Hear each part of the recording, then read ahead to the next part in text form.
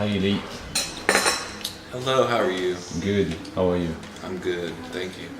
So we're here to talk about your first novel, Nitro Mountain, at Fayard Éditions. This is your first novel.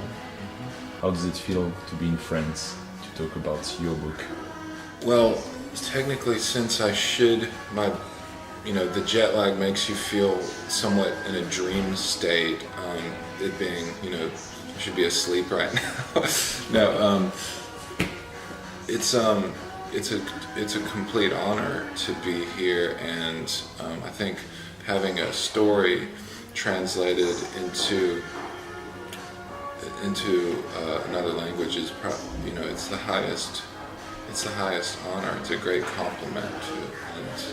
And I met my translator Nicholas last night, and what a great guy. We just had we gave a reading earlier today as well, and it was a fun experience to.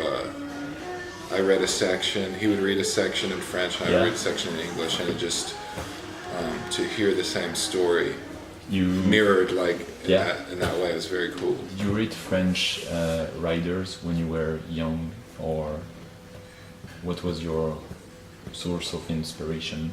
Most of the writers that shaped my writing, I love a lot of the French writers are amazing. I think the writers that shaped my vision, mostly American writers, a lot of writers from the South. I came to writing a little later in life than I didn't grow up, in a literary family. I didn't grow up around a lot of books,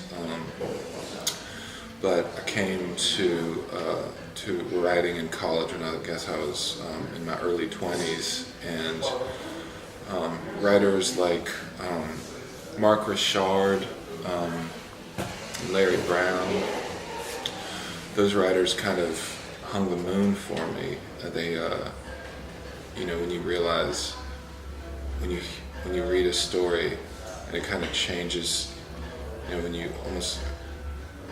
feel like you've been given permission finally to do something that you didn't know you were allowed to do. You can say it that way, and that's how those writers were for me.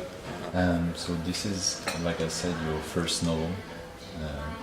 Look like it's the 10th or 11th. It's pretty impressive when you read it. It's like a page turner, I really liked it. Really liked the book. So first novel. How come the idea of writing your first novel? Because I've been doing some visiting, teaching gigs here and there, but I'm also a bartender. I'm also just writing, so it's a lot of different things. When I first started writing that novel, I didn't come to it with an idea. Yeah. If I start with an idea, the idea is usually generally good, but then the writing feels like it's too caught up in the head and not quite the heart. And I think I want my stories to start, in the heart before the head. And all along the process, you write with the heart as well? Yeah. You gotta figure out what you're doing eventually, but it's always good to not put too strict of a framework on what you're doing, so your characters can move freely, and they can kind of even hopefully sometimes surprise you. Yeah. And if you as a writer can be surprised by your character in the process of reading, chances are the readers are going to be surprised similarly.